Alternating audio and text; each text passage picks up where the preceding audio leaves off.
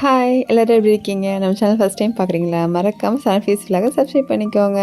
இன்றைக்கி நம்ம பார்க்க போகிறது ஒரு ப்ரான் 65 ரெசிபி தான். எப்படி செய்யலான்னு பார்க்கலாம். ஒரு ஈஸியான ரெசிபி, நம்ம சட்டுன்னு செஞ்சிடலாம். ரொம்ப ஒரு பெரிய மசாலாலாம் போட்டு செய்யலை, வீட்டில் உள்ள குழம்பு மசாலா தூள் வச்சு தான் நம்ம பண்ண போகிறோம்.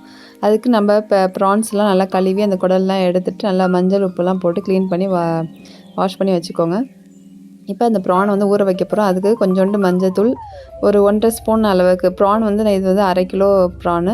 ஸோ 1½ ஸ்பூன் அளவுக்கு குழம்பு மிளகாத்தூள் போட்டிருக்கேன். அது இல்லைனா தனி மிளகாத்தூள், கொத்தமல்லி தூள் 2 மிக்ஸ் பண்ணி போட்டுக்கோங்க. பெப்பர் பவுடர் கொஞ்சம் ஒரு ஸ்பூன் போட்டுக்கோங்க.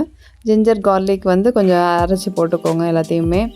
இப்போ எல்லாத்தையுமே நல்லாவே வந்து பிசைஞ்சு ஊற வச்சுருங்க. காரம், உப்பு எல்லாமே இதில் போடுறது தான். அதுக்கப்புறம் நம்ம எதுவுமே ஆட் பண்ண போகிறதில்ல.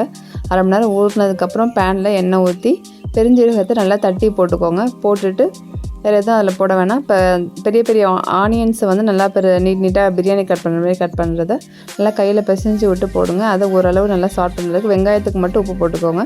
ஆல்ரெடி நம்ம ப்ரான் ஊற வைக்கிறப்ப ப்ரானுக்கு தகுந்த உப்பு அதில் போட்டாச்சு. ஸோ கொஞ்சோண்டு கறி லீவ்ஸ் போட்டு அதை நல்லா வதக்கிக்கோங்க. லைட்டாக ஆனியன் வதங்கினோடனே நம்ம ஊற வச்சுருக்க அந்த ப்ரானை அள்ளி போட்டுக்கோங்க. போட்டுட்டு தண்ணி தெளித்த மாதிரி நம்ம வந்து தண்ணி ஊற்றணும்.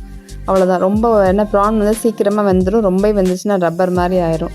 அதனால் வந்து முதல்ல ப்ரானை போட்டு வதக்கிக்கோங்க. அந்த ப்ரானில் உள்ள தண்ணிலாம் வந்து வெளில வரும் சுருண்டு. ஸோ ப்ரான் இந்த மாதிரி வந்ததுக்கப்புறம் நம்ம வந்து அந்த மூழ்கிற அளவுக்கு லைட்டாக தண்ணி ஊற்றினா போதும், ரொம்பவும் ஊற்ற வேணாம். நம்ம மூடி எடுக்கிறதுலேயே வந்து நல்லா வெந்துடும். ஸோ இப்போ வந்து நல்லா மூடி வச்சுருங்க. நல்லா எல்லாத்தையும் ஒரு மசாலாலாம் ஒன்று போல் நல்லா கிண்டி விட்டு மூடி வச்சுருங்க.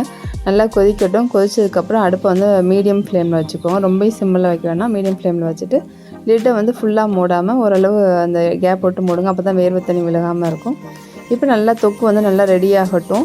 இப்போ உங்களுக்கு இந்த மாதிரி ஸ்டேஜில் வேணும்னா அப்படியே எடுத்து இறக்கிக்கலாம் நம்ம. ஏன்னா ப்ரான் வந்து நல்லா வெந்துருச்சு. ரொம்ப நேரம் ஆகாத ப்ரான் வேகிறதுக்கு. நான் கொஞ்சம் ட்ரையாக வேணுங்கிறதுனால நல்லா அந்த மசாலாவோட நல்லா பிரட்டிகிட்ருக்கேன். ஸோ ஃபைனலாக வந்து நீங்கள் அடுப்பை கொஞ்சம் ஃபுல்லாக வச்சுட்டு கூட கைவிடாமல் நல்லா பிரட்டி எடுங்க. அவ்வளோதாங்க. ரச சாதம், தயிர் சாதம், சாம்பார் சாதம்ன்ட்டு இந்த ப்ரானோட வறுவல் 65 வந்து ரொம்பவே சூப்பராக இருக்கும். சைடிஷாக செஞ்சிங்கன்னா கண்டிப்பாக அதை ட்ரை பண்ணி பாருங்கள். சிம்பிளான ரெசிபி தான். என் சேனலை மறக்காமல் சப்ஸ்கிரைப் பண்ணிவிட்டு பாருங்கள். நிறைய பேர் பார்க்குறீங்க, சப்ஸ்கிரைப் பண்ண மாட்டீங்க. ப்ளீஸ் வந்து சப்ஸ்கிரைப் பண்ணிவிட்டு சேனல் பாருங்கள். உங்களோட சப்போர்ட் எனக்கு எப்போயுமே ரொம்பவும் தேவை. ஸோ வந்து ப்ரான் ஃப்ரை வந்து ரெடி ஆகிடுச்சு. இதை கண்டிப்பாக வீட்டில் ட்ரை பண்ணி பாருங்கள். பிடிச்சிருந்தால் லைக் பண்ணுங்கள், ஷேர் பண்ணுங்கள். மறக்காமல் சன்ஃபீஸ் விலாக சப்ஸ்கிரைப் பண்ணிக்கோங்க. இன்னொரு நெக்ஸ்ட் ரெசிபியோடு நாளைக்கு பார்க்கலாம். பாய்.